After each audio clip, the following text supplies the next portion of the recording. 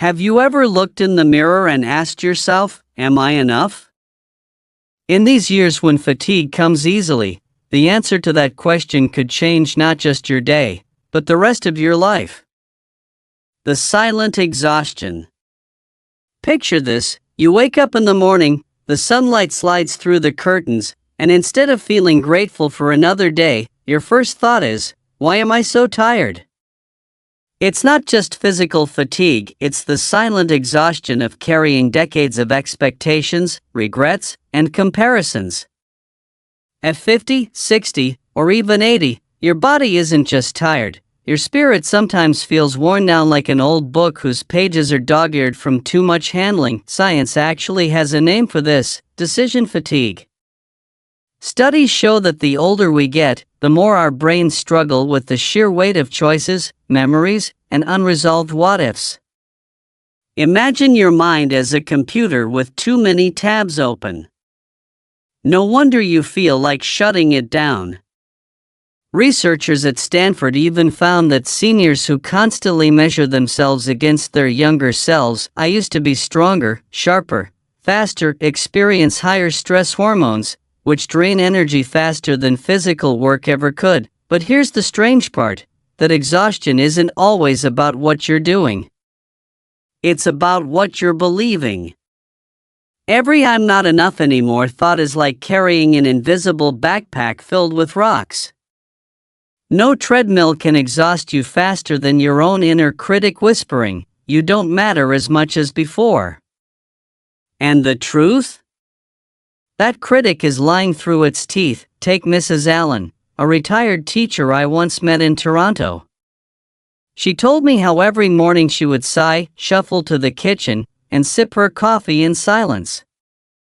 She wasn't tired from the walk, she was tired from the thought that no one needed her anymore. But when she started tutoring kids at the library once a week, suddenly her mornings felt lighter. Not because she slept longer, but because she stopped dragging around the thought, I am useless. Here's the irony: your body may slow down, but your value doesn't. The silent exhaustion you feel is not a life sentence, it's a signal. A signal telling you to let go of the burden of not enough. Because the moment you shift that belief, even slightly, you'll find energy hiding in places you thought were gone forever. So before you blame your knees or your memory for being worn out, ask yourself, is it really my body, or is it the heavy thought I keep carrying? Sometimes, the cruelest weight isn't age, it's doubt. The heart-piercing question. Imagine this: you're sipping your morning tea, the steam rising like a ghost, and a simple thought sneaks in: what if today, I just believed I am enough? Not after I lose weight, not if my kids call me more, not when I prove something. Just now. That question isn't sentimental fluff, it's dynamite for the brain. Neuroscientists have discovered that a single shift in self-perception can rewire how your prefrontal cortex handles stress. Translation? When you genuinely feel I am enough, your brain releases more serotonin and oxytocin, two chemicals that calm your nerves and make you feel safer in your own skin. It's like flipping on a light switch in a room you thought was condemned. Think about it. How many days have you wasted dragging yourself through life as if you were on trial? Every glance in the mirror, every family gathering, every new wrinkle becomes evidence against you. No wonder life feels heavy. But what if, for one single day, you refused to be the prosecutor and instead became your own defense attorney? Take Mr. Johnson, a 72-year-old widower I once met at a community center. For years, he believed he was half a person after his wife passed. He walked around like a shadow. But one morning, he asked himself that piercing question: what if I'm already enough? That day, he joined a woodworking class, not to prove anything, but to enjoy the smell of cedar and the sound of chisels. That single shift made his life expand again, not shrink. So here's the challenge: carry that question with you today like a secret weapon. Whisper it when you wash dishes, when you stretch in the morning, when you sit alone at night, I am enough. Don't worry if you don't fully believe it yet. The brain is like a stubborn child, it learns by repetition, not by lecture, and maybe, just maybe, by the end of the day, you'll notice the world feels a little less hostile, a little more kind. Not because it changed, but because you did. The toxic trap of comparison. Strange fact, your brain is wired to compare. It's the reason you know your soup is too salty only after you've tasted one that's perfect. But here's the catch, when you're 50, 60, or 80, the brain doesn't just compare you to others, it compares you to your younger self. And that is a rigged game you can never win. Psychologists call this the social comparison theory, the constant measuring of our worth against a yardstick we didn't even choose. It once helped humans survive. Am I as fast as the guy who outruns the lion? But today, it's like letting a bad referee decide the outcome of every match in your life. And with social media? Forget it. Platforms are dopamine slot machines. Every scroll whispers, they're younger. They're healthier. They're happier. What's wrong with you? Here's the science. Research from the University of Michigan shows that frequent comparison, especially upward comparison, meaning looking at those you believe are better, increases cortisol, the stress hormone. Cortisol doesn't just make you anxious, it literally weakens your immune system. So yes, that harmless scroll through Facebook could actually be shaving energy off your day. Let me tell you about Helen, a 68-year-old who kept photo albums of her youth on her coffee table. Every afternoon she'd flip through them, sighing at the slim, radiant woman she used to be. One day, her granddaughter asked, "Grandma, why do you only love the old you?" That hit her harder than any wrinkle. She realized the trap wasn't her body, it was her measuring stick. Here's the punchline. Comparison is like drinking salt water. The more you do it, the thirstier you become. You'll never feel quenched because the goalpost keeps moving. The only way out isn't to stop noticing others, but to change the script. Instead of asking, "Why aren't I like them?" try, "What do I already have that I wouldn't trade for anything?" Your life doesn't need to compete with anyone else's highlight reel. Because the truth is, someone out there is looking at you and wishing they had even half of what you take for granted. The drama-loving brain. Let's play a game. Think back to the last time you dropped a glass of water. Did your brain calmly say, "Oops, minor accident"? Probably not. It likely screamed, "This is a disaster. Look at the mess, you're so clumsy." That, my friend, is your drama-loving brain at work. Neuroscience has a term for this, negativity bias. Your brain is Velcro for bad experiences and Teflon for good ones. It magnifies mistakes like a funhouse mirror while letting small victories slip away unnoticed. Why? Because thousands of years ago, paying attention to danger, like the rustle of a predator in the bushes, kept us alive.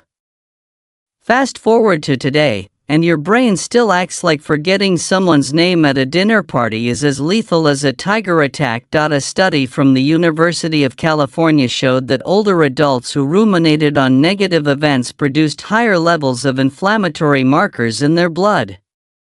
Translation: thinking the worst doesn't just sour your mood, it literally wears down your body. Take George, a 74-year-old who once spilled soup on his shirt at a family gathering. For weeks he replayed it in his head, convinced everyone thought less of him. The truth? Nobody remembered. They were too busy enjoying dessert. His brain wrote a whole Shakespearean tragedy out of a minor blooper. Here's the kicker, your brain exaggerates not to torture you, but because it craves drama. It hates boredom, so it spices things up with catastrophe. But once you know that, you can laugh at it. The next time your brain says, "This mistake means you're worthless," picture it as a 5-year-old in a superhero cape shouting nonsense. Cute, but not in charge. So, if your inner voice insists on making mountains out of molehills, maybe it's time you play the director and call, "Cut." Wrong script. Because honestly, the world doesn't need another tragedy, it needs your comedy. The comeback story. Stories have power, especially the ones where someone sinks so low you think they'll never rise again until they do. Let me tell you about David, a 69-year-old from Ottawa.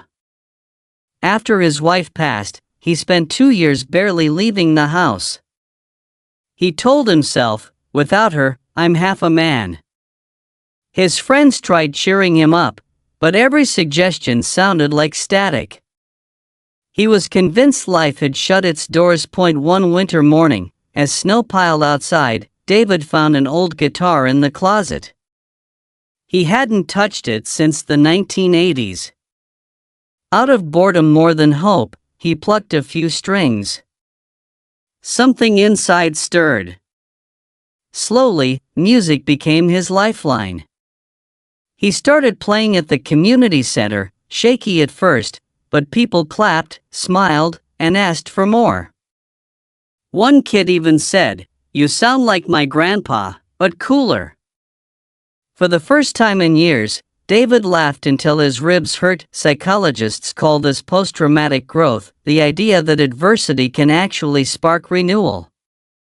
Studies from the University of North Carolina show that people over 60 who re-engage in creative or social pursuits after loss often report higher life satisfaction than before their hardship. It's not about erasing pain, but about planting something new in its soil. David's turnaround didn't come because he became someone else. It came because he dared to believe, even briefly, maybe I am still enough. That small permission lit the match. And here's the truth, you don't need a dramatic talent like music to script your comeback.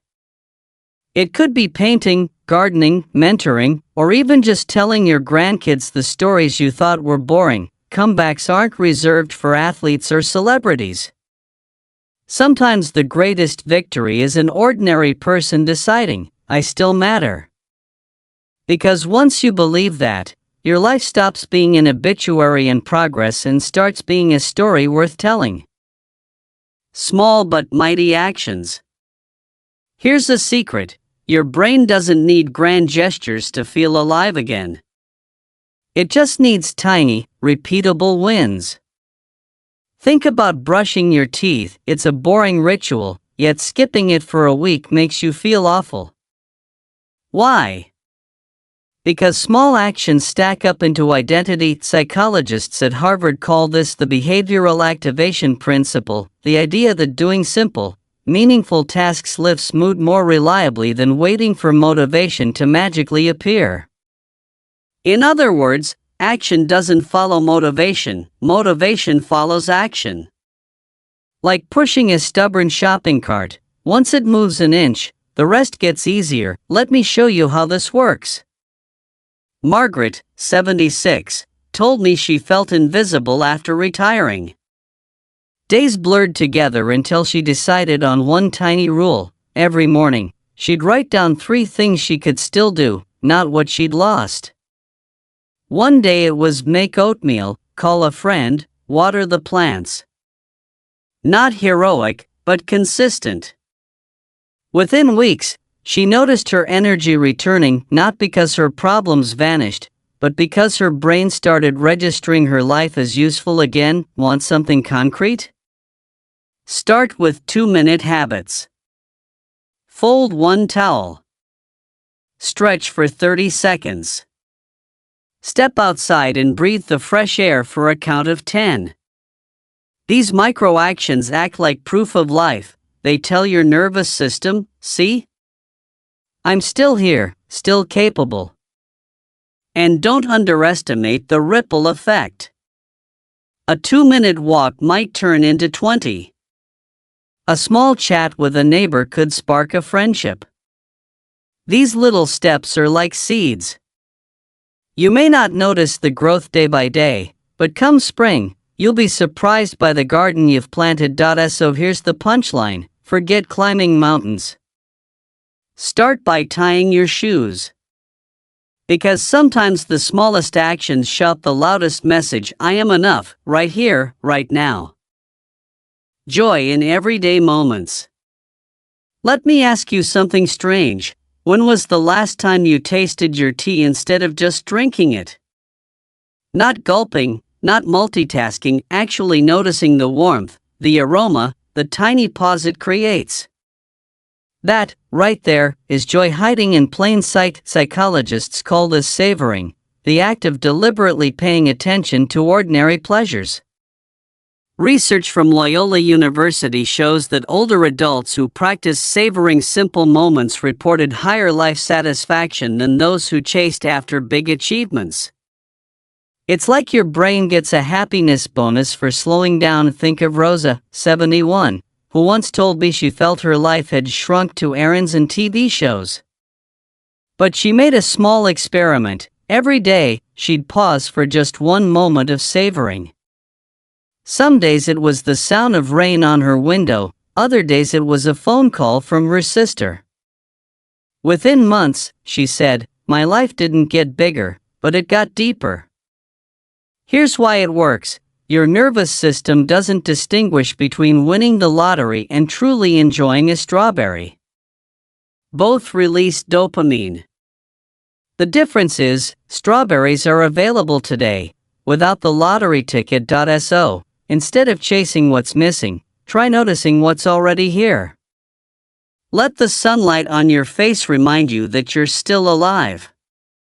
Let the laughter of a grandchild echo longer in your mind than the pain in your joints. Joy isn't something you wait for, it's something you collect, like seashells scattered across the shore, because in the end, life isn't measured by the years you've survived, but by the moments you've truly tasted. And those moments are waiting for you, quietly, every single day. A gentle promise. Here's the truth no one tells you: you don't have to keep proving your worth. You don't have to keep auditioning for a role you've already been cast in. Life didn't hand you these years to test whether you're enough, it handed them to you to live. Think of it like this: when you were younger, you might have believed happiness came from achievement, climbing ladders, earning respect, filling bank accounts. But the older you get, the clearer it becomes: peace comes not from adding more, but from realizing nothing essential is missing. Science even backs this up. A study from the University of California found that older adults who practiced self-acceptance reported higher resilience, less anxiety, and stronger physical health. It turns out the body responds kindly when the mind stops waging war against itself. So here's my gentle promise to you: you are not behind, you are not broken, and you are not less than anyone else. You are enough, exactly as you are, right now in this moment. That doesn't mean you stop growing, it means you stop doubting your right to exist fully. Maybe tonight, before you fall asleep, whisper this to yourself: I have lived, I am still living, and I am enough.